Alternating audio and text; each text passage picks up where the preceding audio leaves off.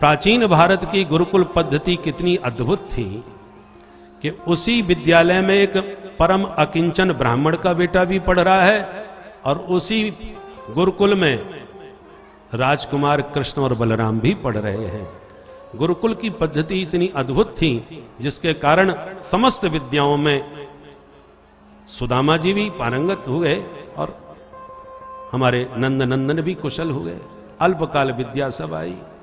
गुरुकुल में भगवान जब लौटने लगे, पहले गुरुकुल की पद्धति ये थी कि कोई शुल्क नहीं लिया जाता था, निःशुल्क विद्या, और जो 10,000 विद्यार्थियों को अपने गुरुकुल में रख करके अध्ययन करा सके उसी को कुलपति की उपाधि दी जाती थी।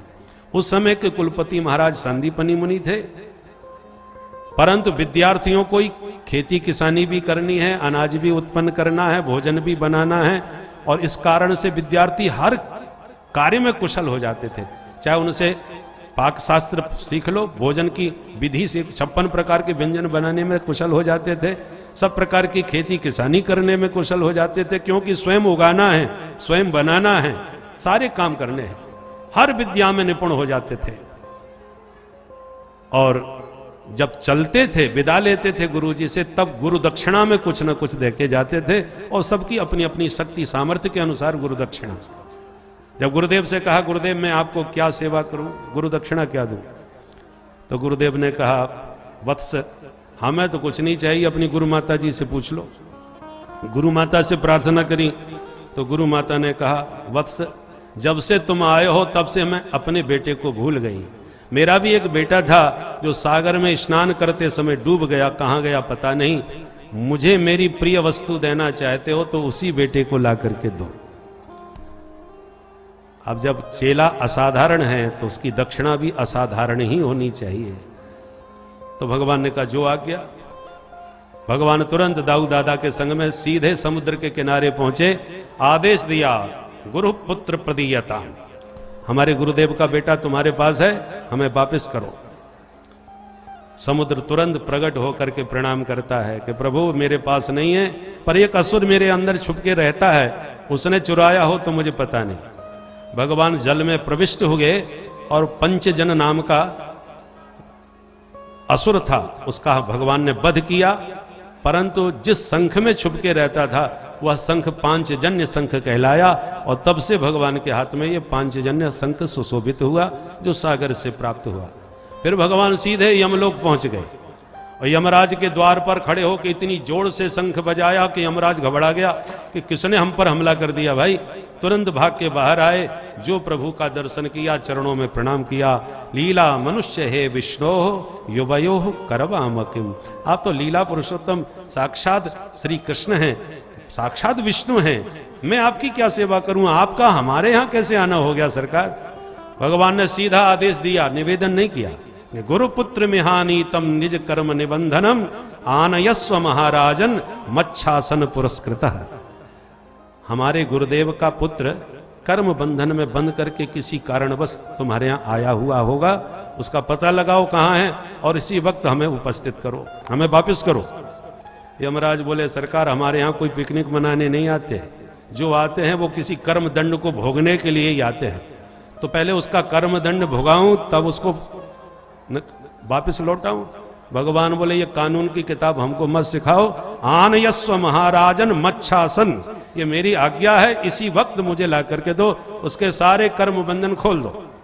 ये है ईश्वर का ईश्वरत्व, कर्तुम अकर्तुम अन्यथा कर्तुम समर्थ ईश्वर की ये परिभाषा है। जब आदेश दिया तो एक क्षण नहीं लगाया, तुरंत भीतर गए। भगवान से ये नहीं कहा कि आप भी आओ, थोड़ा बैठो, नाश्ता पानी करो, तब तक मैं ढूंढ के लाता हूं। भगवान बाहर ही खड़े रहे, भीतर क्यों नहीं बुलाया। यदि भीतर जाते तो जो भीतर वाले जितने जीव जंतु थे सब भगवान के धाम पहुंच जाते। महाराज सारी व्यवस्था चौपट हो जाएगी, इसलिए आप बाहर ही रहो, हम अभी ढूंढ के लाते हैं। और भीतर जा करके बालक को ढूंढा, ला करके ज्यों का त्यों प्रभु को समर्पित किया। भगवान ने प्रसन्नता से आशीर्वाद दिया, ला करके गुरु माता की गोदी में बैठा दिया। अब जिसका पुत्र इतने वर्षों बाद पुनर्जीवित प्राप्त हो जाए, उन माता पिता की प्रसन्नता का तो ठिकाना क्या। अनंत अनंत आशीष दे करके प्रभु को विदा किया। भगवान लौट करके मथुरा वापस आ गए, पर ब्रजवासी एकदम पास में वृंदावन में हैं, परंतु मिलने एक बार भी नहीं गए। अब जरा विचित्र बात है, परसों की कह के भगवान ब्रज से निकले थे, वृंदावन से पढ़ लिख करके आए और 14 साल मथुरा में रहे, पर एक बार भी वृंदावन मिलने नहीं गए। क्या कारण है? इसके बहुत से कारण है, उसके विस्तार का समय नहीं है, एक दो सूत्र आपको संकेत में बताते हैं। देखिए, ब्रजवासियों का प्रेम अद्भुत अलौकिक है। भगवान यदि ब्रज में चले जाते तो फिर दोबारा आना प्रभु का बहुत कठिन हो जाता, क्योंकि बात प्रकट हो गई थी कि अब ये वासुदेव कृष्ण हैं, तो ब्रजवासी जल्दी अब जाने नहीं देते। अभी तो परसों की कह के चले आए थे, और ये बार बार यदि आना जाना लगा रहता तो ब्रजवासियों का प्रेम प्रकट हो जाता, जो अभी तक गुप्त था। गोकुल और गोपी ग्वालों के बीच में गुप्त रूप से भगवान रहे हैं। प्रेम गोपनीय ही शोभा देता है, प्रकट प्रेम की शोभा नहीं होती, प्रभावित हो जाता है। और ब्रजवासियों का प्रेम यदि उजागर हो जाता तो कंस का जो ससुर था जरासंध, जो बार बार मथुरा पर हमला कर रहा था, 17 बार उसने हमले किए और बार बार भगवान ने मार के उसे भगाया, वो वहां सफल नहीं हो पा रहा था, तो फिर वो ब्रजवासियों पर हमला कर सकता था। यदि उसे ये पता चल जाता कि ब्रजवासी बेहद प्रेम करते हैं प्रभु से, तो शत्रु का एक लक्ष्य होता है, यदि शत्रु समाप्त ना हो गए तो उसके प्रेमियों पर चोट पहुंचाता है। तो भगवान को लगा मेरे संबंध के कारण ब्रजवासी कहीं शत्रुओं के संकट में न आ, शत्रुओं के लक्ष्य न बन जाएं, संकट में न पड़ जाएं, इसलिए भगवान इस प्रेम को गोपनीय रखना चाहते थे, प्रकट नहीं होने दिया। इसलिए न बुलाए न उनके पास गए। तो क्या ये नहीं था, हो सकता था कि ब्रजवासियों को मथुरा में ही आकर के बसा लेते कि तुम परमानेंट हमारे पास आ जाओ? ये भी संभव नहीं था, क्योंकि लाखों गाय जो ब्रजवासियों के पास हैं, उन सबको छोड़ के वो मथुरा शहर में नहीं रह सकते थे। देखो, जंगल का पुष्प जंगल में ही शोभा देता है, उसे उखाड़ के भले ही आप कहीं लगा दो, पर उसकी वह शोभा नहीं होती। इसलिए भगवान को लगा ब्रज का रस ब्रज में ही शोभा देगा, मथुरा में उस रस में विघ्न पड़ेगा। क्योंकि आज भी आप देखिए, मथुरा का रस अलग है और ब्रज का रस बिल्कुल अलग है। ब्रजवासियों का जो भगवान के प्रति प्रेम है वो अद्भुत है, वो माधुर्य प्रधान है, परंतु मथुरा में जो भगवान आए हैं वो ऐश्वर्य प्रधान है। वहां पर भगवान राजाधिराज मथुराधीश बन के विराजमान हैं। उनसे बात करने में लोग बहुत शिष्टाचार का ध्यान रखते हैं कि सरकार को कहीं कोई शब्द की चोट न लग जाए। उद्धव जैसे परम विद्वान पढ़े लिखे ज्ञानी लोग उनके मित्र हैं, तो भगवान की मथुरा में प्रतिष्ठा है। और ब्रजवासी तो हर बात में लड़ने को, झगड़ने को, कान पकड़ के घोड़ा बनाने को तैयार हो जाते हैं। खेलन में को काको गोसैया, वो बिल्कुल बराबरी करते हैं। ये है सख्य रस ब्रजवासियों का। अब कल्पना कीजिए, ब्रजवासी आके बस भी जाते तो दोनों रस में विरोध हो जाता है। जहां उद्धव जैसे प्रबुद्ध भगवान के सखा मथुरा के इतना आदर सम्मान प्रभु का करते हैं, वहीं ब्रजवासी मनमानी व्यवहार करते हैं। वो उनको कृष्ण में कोई दूरी लगती ही नहीं। और उद्धव जैसे ज्ञानियों के बीच कोई गंभीर विषय पर चर्चा हो रही हो मथुरा में, उधर मधुमंगल श्रीदामा आके कहें कन्हैया चल भाई कबड्डी खेलेंगे, बहुत माथा पच्ची कर ले, तो सब रस भंग हो जाता। मथुरा वासियों को ब्रजवासियों का रस माने कष्टदायी लगता, और ब्रजवासियों को मथुरा का जो ऐश्वर्यपूर्ण रस है कृष्ण का, वो विरोधाभास है। इसलिए भगवान को लगा ये रस अलग अलग ही रहना चाहिए, इसलिए ब्रजवासियों को नहीं बुलाए। परंतु उद्धव महान ज्ञानी हैं, बृहस्पति के शिष्य हैं, परंतु प्रेमी बिल्कुल नहीं थे। तो भगवान को लगा इस ज्ञानी को प्रेमी बनाना बहुत जरूरी है, क्योंकि तभी मेरी भावनाओं को यह समझ सकेगा। वृष्णि नाम प्रवरो मंती कृष्णस्य दयतः सखा, वृष्णवंशियों के प्रधानमंत्री हैं और भगवान के अंतरंग मित्र हैं। उद्धवो बुद्धि सत्तम, महान बुद्धिमान बृहस्पति के शिष्य श्री उद्धव जी महाराज हैं। परंतु भगवान को लगा कि केवल साक्षर है, साक्षर व्यक्ति यदि गलत दिशा में चल पड़े तो साक्षरा विपरीताश्चेत राक्षसा एव केवलम। साक्षरा का उल्टा कर दो तो क्या हो जाएगा? राक्षसा। माने केवल साक्षर व्यक्ति है वो गलत दिशा में चढ़ पड़ा तो समाज के लिए बहुत भयानक राक्षस भी बन सकता है। एक समृद्धशाली देश में घुस करके उसी के वायुयान का अपहरण करके विशाल उसके बिल्डिंगों को ध्वस्त कर देने की सामर्थ्य रखने वाले कोई अनपढ़ गंवार अशिक्षित लोग नहीं थे, सब पढ़े लिखे थे। पढ़े लिखे तो सब थे, शिक्षित तो बहुत हैं। आज भी देखिए बड़े बड़े डॉक्टर जिनके ऊपर हम लोग पूरा भरोसा करके लिख करके दे देते हैं कि मर जाए तो कोई बात नहीं, आप तो अपना ऑपरेशन कीजिए, इतना आंख बंद करके भरोसा करने वाले केवल डॉक्टर ही होते हैं। वही डॉक्टर सोचिए कितने पढ़े लिखे शिक्षित होंगे, जब वो भी गलत दिशा में चल पड़े तो समाज के लिए कितने भयानक राक्षस बन सकते हैं, जरा कल्पना कीजिए। इसलिए भगवान को लगा केवल साक्षर होना पूर्णता नहीं है। सरसः विपरीतोपि सरसत्वम न मुंचति। व्यक्ति का हृदय सरस होना बहुत जरूरी है। सरस का उल्टा कर दो तो क्या होगा? सरस। सरस का उल्टा सरस ही होता है, कोई फर्क नहीं पड़ता। मतलब क्या हुआ? सरस व्यक्ति यदि गलत दिशा में चला भी जाए समाज को कोई हानि उससे नहीं हो सकती, क्योंकि उसका हृदय सरस है। परंतु जो साक्षर मात्र है वो राक्षस बन करके बहुत भयानक संकट समाज में उपस्थित कर सकता है। इसलिए भगवान को लगा मित्र को सरस बनाना बहुत जरूरी है। भगवान ने उद्धव जी को अपनी दिव्य पीतांबर ओढ़ा करके भेजा। ये गोपी उद्धव संवाद तो बड़ा अद्भुत है, परंतु उद्धव जी जो ज्ञान की चादर ओढ़ करके गए थे, तत्त्वमसि प्रज्ञानम ब्रह्म अहमात्मा ब्रह्म सोहम, ये सब उद्धव जी चलते समय सोच रहे थे कि मेरे इन महावाक्यों की समीक्षा जब मैं करूंगा, जहत अचहत लक्षणा व्यंजना के द्वारा समझाऊंगा तो कौन समझेगा? ब्रजवासी तो सब अशिक्षित हैं। देखो, भगवान को ज्ञानी बहुत प्रिय है, पर ज्ञानाभिमानी बिल्कुल प्रिय नहीं है। ये ज्ञान मान विमत्त तब भव हरनि भक्ति न आदरी, ते पाय सुर दुर्लभ पदादप परत हम देखत हरि। बड़े बड़े ज्ञानी जो भक्ति का अनादर करने लगते हैं उनको फिसलते गिरते देर नहीं लगती। तो उद्धव जी जब पहुंचे, नंद बाबा ने जिस अनुराग से उद्धव को कृष्ण समझ के गले लगाया, उनके आश्लेष मात्र से उद्धव जी का शरीर रोमांच कंटकित हो गया। एक प्रेमी हृदय को पहली बार स्पर्श किया उद्धव जी ने।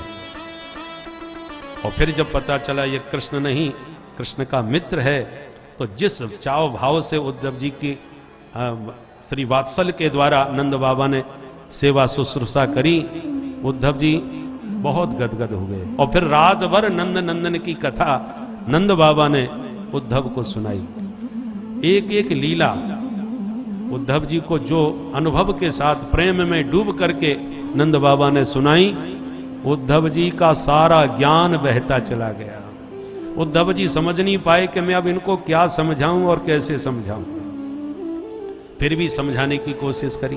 बाबा बुरा मत मानिए, जिस कृष्ण को तुम सिर्फ अपना बेटा समझते हो वो किसी का बेटा नहीं, वो सबके घट घट में रहने वाला साक्षात ब्रह्म व्यापक विष्णु है। न माता न पिता तस्य न भार्या न सुतादयः नात्मीयो न परश्चापि न देहो जन्म एव च। उद्धव जी ने कहा कि बाबा वो अजन्मा है, उसका कोई शरीर नहीं, वो घट घट में सबके हृदय में रहने वाला ब्रह्म है। उस ईश्वर का अनुभव करो। देखो, अग्नि दो प्रकार की होती है, सगुण और निर्गुण। निर्गुण अग्नि वो है जो प्रत्येक लकड़ी के भीतर व्याप्त है, दिखाई नहीं पड़ती, पर घर्षण करोगे तो प्रकट हो जाएगी अरणि मंथन से। और एक चूल्हे में जलती हुई प्रकट अग्नि है। ऐसे ही ब्रह्म के दो स्वरूप हैं, एक दारुगत देखिए एकु पावक जुग सम ब्रह्म विवेकु।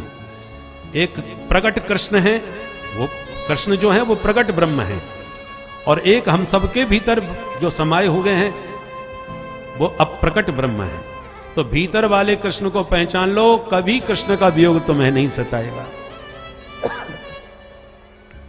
नंद बाबा बोले हाथ जोड़ के, भैया उद्धव तुम पढ़े लिखे ज्ञानी हो, हम अनपढ़ गंवार हैं, तेरी भाषा हमारी समझ में ना आवे भैया। हम तो बस एक बात जाने कि जिन आंखन ने बाकी रूप माधुरी को आनंद लियो है, अब उन आंखों को हम कैसे समझाएं, उसका कोई रूप रंग नहीं है, वो कैसे विश्वास करें।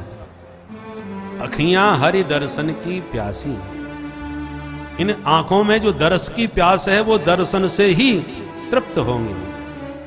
जैसे स्थिति ऐसी उत्पन्न हो गई जैसे कोई प्यासा पानी की बूंद को तड़फ रहा हो, पानी पानी पुकार रहा हो, और उस पिपासु के पास कोई सज्जन जाकर के पानी का प्रवचन सुनाने लगे कि बाबा ये बताओ पानी कहाँ नहीं है, ये सारी धरती पानी में है, जहां खोदो वहीं पानी है, ऊपर देखो इन मेघों में पानी पानी भरा है, अरे ऊपर नीचे की जाने तो आपके शरीर में भी पानी है, तो जो आपके भीतर है, नीचे है, ऊपर है, सब जगह है, फिर भी पानी पानी क्यों पुकारते हो।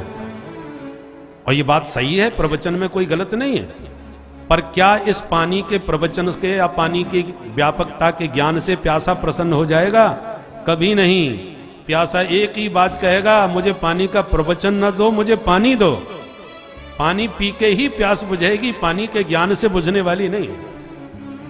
उसी प्रकार नंद बाबा नंद नंदन के दरस की प्यास में बैठे हैं और उद्धव जी नंद नंदन की व्यापकता का उपदेश दे रहे हैं। नंद बाबा को समझ में नहीं आ रहा।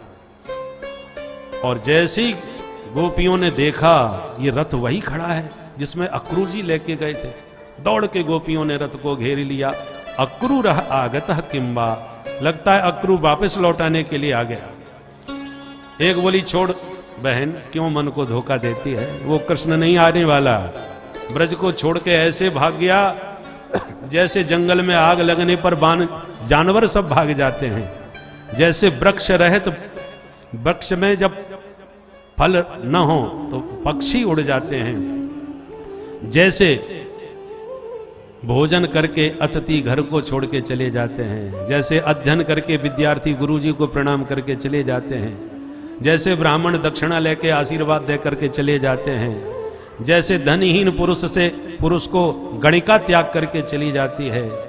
इस प्रकार से अनेकों दृष्टांत दिए। एक बोली जैसे भौरा पुष्प का पराग लेके उड़ जाता है। बस इतने में एक भौरा आ गया और गुनगुनाता हुआ किशोरी जी के चरणों पर बैठ गया। तो गोपियों को तो भौरा नजर नहीं आया, ये भी गोविंद का कोई संदेश लेकर के हमारे पास आया है। उद्धव जी स्नान करके यमुना तट से आ रहे थे और ये घटना उनके आंखों के सामने घटी।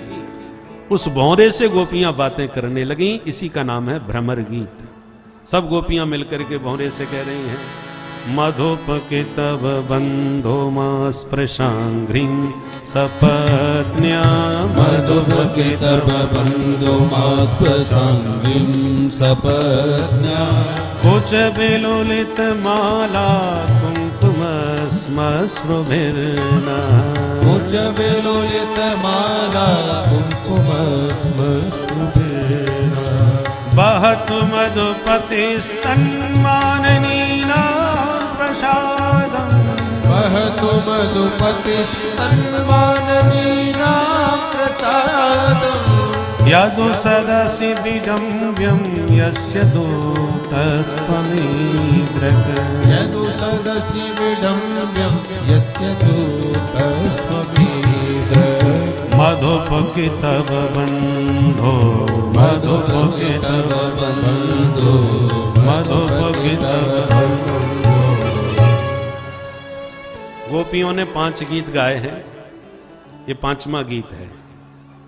गीत का मतलब गायन, इसलिए हैं तो ये भागवत के संस्कृत में गीत हैं, श्री वेदव्यास जी की वाणी से गाए हुए हैं, पर इन सबको स्वर तालबद्ध करके हमने गाया है और गा करके YouTube में इसलिए डाला है ताकि कोई संस्कृतज्ञ या संगीत प्रेमी भागवत के गीतों को गुनगुनाना चाहे तो वो सुन करके आनंद ले सकता है, उसका लाभ उठा सकता है। और एक बात जरूर ध्यान दें, जितने भी पंथ हैं, उन पंथों के जो भी धर्म ग्रंथ हैं, वो जिस भाषा में लिखे गए हैं उसी भाषा में लोग पढ़ना जानते हैं, उसका स्वाध्याय करते हैं। परंतु जब हम सनातनियों से, हिंदुओं से चर्चा करें कि भैया नारायण कवच का पाठ कर लो या गजेंद्र मोक्ष का पाठ करो, तो एक ही जवाब मिलता है, महाराज हमको संस्कृत नहीं आती। इसलिए संस्कृत का इतना संस्कार हमारे पास अवश्य होना चाहिए कि इन सुंदर सुंदर जो हमारा देववाणी में सारा वांग्मय साहित्य भरा हुआ है, उसको हम पढ़ तो सकें, समझने का प्रयास कर सकें, क्योंकि सारा साहित्य हमारा संस्कृत में ही प्राप्त होगा। विदेशी लोग संस्कृत पढ़ने के लिए काशी में आ रहे हैं, पढ़ पढ़ के जा रहे हैं, कई लोग हमको टकराते हैं और उनका देख करके वैदुष्य, और आज भी वैदुष्य कितना प्रकट हो रहा है। जो देवव्रत जी ने 19 वर्ष की अवस्था में जो प्रतिभा दिखाई है, कैसी अद्भुत है। भारत की ये प्रतिभा है, इस प्रतिभा का हम सदुपयोग करें अपने उत्कर्ष के लिए, अपने आत्मोद्धार के लिए भी। तो इन गीतों को गुनगुनाने का प्रयास करना चाहिए, इसलिए इनको हमने गाने का प्रयास किया है। उद्धव जी 2-4 महीने नहीं, 6 महीने तक ब्रज में रहे और केवल समाचार लेने के लिए आए थे, सब भूल गए। आए थे ज्ञानी बन करके और जा रहे हैं लौट के ग्वाला बन करके। सारा ज्ञानाभिमान विगलित हो गया। ज्ञान की चादर फैलाई ब्रज में जाके, और गोपियों ने प्रेम के इतने डंडे बजाए कि उस ज्ञान के चादर की गुदड़िया बन गई। इसलिए आज भी ज्ञान गुदड़ी मोहल्ला प्रसिद्ध है वृंदावन धाम में। पानी घाट पर जो क्षेत्र है ना, वो ज्ञान गुदड़ी मोहल्ला ही कहलाता है, जहां पर उद्धव जी के ज्ञान की गुदड़िया बना दी गोपियों ने। उद्धव तुम हमको आकर ये सुना रहे किसका संदेश, भुला रहे क्यों मिथ्या कहकर, प्रियतम कहाँ गए परदेश। तुम किसका उपदेश दे रहे हो भैया, वो तो हमारे सामने खड़े हैं। वो देखो देखो कैसे मृद मुद मुस्काते नंद किशोर, खड़े कदम मूल अपलक बेझांक रहे हैं मेरी ओर। गोपियों को तो सर्वत्र श्यामलता में वही घनश्याम दिख रहा है। जित देखो तित श्याममयी है, श्याम कुंज बन जमुना श्यामा, श्याम गगन घन घटा छई है। सब रंगन में श्याम तई है, लोग कहते यह बात नहीं है। मैं बोरी की लोगन ही की श्याम पुतरिया बदल गई है। श्रुति को अक्षर श्याम देखियत, दीप शिखा पर श्याम तई है। नरदेवन की कौन कथा कहें, अलख ब्रह्म छवि श्याममयी है। जित देखो तित श्याममयी है। तो गोपियों को सर्वत्र वही घनश्याम मुरली वाला दिखता है। उद्धव जैसा ज्ञानी ऐसा प्रेम में डूब गया कि ब्रज की रज को माथे से लगाते हुए उद्धव कह रहे हैं, आसा महो चरण रेणु जुसामहम श्याम, वृंदावने किमपि गुल्मलतौषधीना, या दुस्त्यजं स्वजनमार्य पथं च हित्वा, भेजुर्मुकुन्द पदवी श्रुतभिर्ब्रह्मज्ञान।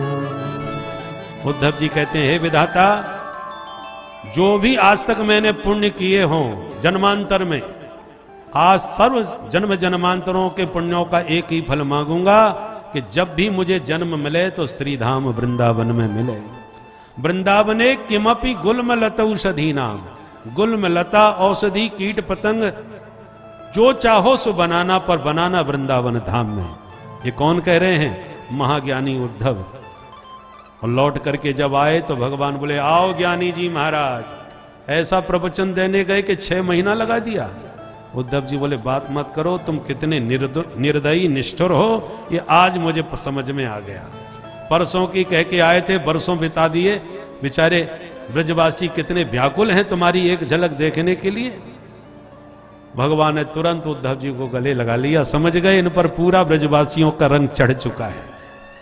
भाषा बदल गई, चाल बदल गई। उद्धव जी पूरी तरह प्रेमी बन गए। तब भगवान ने उद्धव जी की आंखों पर हाथ फेरा और उन्हें दिव्य दृष्टि देकर के दिव्य वृंदावन का दर्शन कराया। और दिव्य धाम दिव्य दृष्टि से ही दिखाई पड़ता है। अदृश्यन चर्म चक्षुषा, इन चर्म चक्षुओं से, इस लौकिक दृष्टि से लौकिक जगत को ही आप देख सकते हैं। अलौकिक वस्तु अलौकिक दृष्टि से ही प्राप्त होती है। इसलिए गीता में भगवान ने अर्जुन से कहा, दिव्यम ददामि ते चक्षुः, मैं तुझे दिव्य चक्षु दूंगा तभी तू मेरा दिव्य रूप देख पाएगा। ऐसी दिव्य दृष्टि उद्धव को दी, तब दिव्य वृंदावन का दर्शन कराया और तब उद्धव जी को पता चला कि राधा रानी कोई और नहीं है, भगवान की ही साक्षात आत्मा है। आत्मा तु राधिका तस्य सततम प्राणतोधिका। देखो, सबकी आधारभूता जो मूल शक्ति है उसका नाम राधा है। हम सबकी आधार क्या है? धरती। धरती पर आधारित है हम लोग। तो धरती का आधार क्या है? जल है। जल का आधार अग्नि, अग्नि का आधार वायु, वायु का आधार आकाश, आकाश का आधार तमोगुण, तमोगुण का आधार महत्तत्व। ढूंढते जाओ आधारों का आधार, कहीं जा करके तो आपको रुकना पड़ेगा कि बस यही अंतिम आधार है, स्वयं निराधार है। तो आधारों का आधार ढूंढते जो अंतिम आधारभूता शक्ति है वो राधा रानी है। आप आधार आधार बोलते जाओ लगातार तो राधा नाम अपने आप प्रकट हो जाएगा। आधार आधार आधार आधार आधार आधार आधार आधार आधार आधार की धारा लगी तो अंत में क्या बचा? राधा। क्योंकि राधा रानी सबकी आधारभूता शक्ति है। इसलिए भगवान कहते हैं कि वो साक्षात मेरी आत्मा है। कई वस्तुएं ऐसी होती हैं जो कहने में देखने में दो होती हैं पर वस्तुतः एक होती है। देखो पानी में कैसी तरंग उठ रही हैं, देखो सूर्य की किरणें, देखो चंद्रमा की चांदनी, पर क्या ये दो अलग वस्तु हैं? नहीं। तो जैसे चंद्रमा से चांदनी अलग नहीं, सूर्य से किरण अलग नहीं है, जल से तरंग अलग नहीं, शब्द से अर्थ अलग नहीं, ऐसी राधा कृष्ण और सीताराम कहने में दो हैं पर तत्वतः एक ही हैं। गिरा अरथ जल बीच सम, कहियत भिन्न न भिन्न, बंदों सीताराम पद जिन्ह परम प्रिय खिन्न। इसी प्रकार वागर्था विव संप्रक्तौ वागर्थ प्रतिपत्तये जगतः पितरौ बंदे पार्वती परमेश्वरौ। ये दो शक्ति और शक्तिमान के रूप में है, तत्वतः एक ही है। अब इस प्रकार से भगवान ने उद्धव को पहले प्रेमी बनाया, फिर उनको साथ में लेकर के कुब्जा पर कृपा करी और अक्रूर जी के आंगन को भी पावन बनाया। इसके साथ ही 10वां स्कंद पूर्वार्ध 49 अध्याय यहाँ संपन्न होते हैं। 50वें अध्याय से 10वां स्कंद का उत्तरार्ध प्रारंभ होता है। जिस उत्तरार्ध में वर्णन है केवल 5 मिनट की कथा और ज्यादा नहीं। और सावधान होकर के आप सुने, ठाकुर जी का आज विवाह कराएंगे और विवाह करा के फिर प्रेम से प्रेम के लड्डू खा करके आप जाइए। कल कथा का विश्राम है, इसलिए जो 7 दिन न सुन पाए हों वो कल पूरी कथा सुने। संपूर्ण भागवत सुनने का उन्हें फल भी प्राप्त होगा। कल सुदामा जी का चरित्र और भगवान का दिव्य अंतिम उपदेश जो है उसकी चर्चा हम समयानुसार करेंगे। तो आज पहले ठाकुर जी का एक विवाह करा लें। बोल द्वारिकाधीश की। सुखदेव जी कहते हैं, अर्जुन अब 50वें अध्याय से उत्तरार्ध में हम प्रवेश करते हैं। जरासंध मगध नरेश जो कंस का ससुर था, उसे जब पता चला कि मेरी बेटियां विधवा हो गईं कृष्ण के कारण, तो उसने 17 बार हमला किया मथुरा पर। भगवान ने उसे हरा दिया। 18वां हमला करने वाला था, तब तक नारद जी ने मिलेक्षराज कालयवन को भेज दिया। कालयवन ने हमला किया, भगवान उसे दौड़ा करके ले गए और मुचकुंद महाराज की दृष्टि से भस्म करा दिया। जैसी मथुरा वापस आए तब तक 18वां हमला जरासंध ने कर दिया। भगवान रणछोर बन करके भाग गए, प्रवर्षण पर्वत पर चढ़ गए। जरासंध ने पहाड़ में आग लगवा दी। भगवान गुफा द्वार से तुरंत समुद्र के तट पर निकले और सागर के बीच दिव्य द्वारकापुरी बसा करके भगवान वहीं द्वारकाधीश बन गए। बोले द्वारकाधीश की जय। अब आध्यात्मिक दृष्टि से देखें इस कथा को। ये मानव शरीर है ना, ये भी मथुरापुरी है। इसमें भी 50वां अध्याय लगते ही उत्तरार्ध चालू हो जाता है और उत्तरार्ध चालू होते ही जरासंध के हमले भी चालू हो जाते हैं। जरा माने बुढ़ापा, वृद्धावस्था के हमले 50 के बाद ही प्रारंभ होते हैं। भगवान ने उसे 17 बार टक्कर लेकर के हरा के भगाया।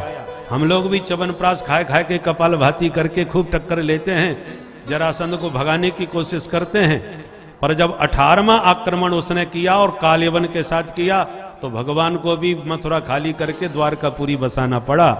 उसी प्रकार काल के साथ जब बुढ़ापे का प्रबल आक्रमण होगा तो एक दिन हमको भी ये मथुरापुरी खाली करके जाना पड़ेगा, कोई दूसरी पुरी बसानी पड़ेगी।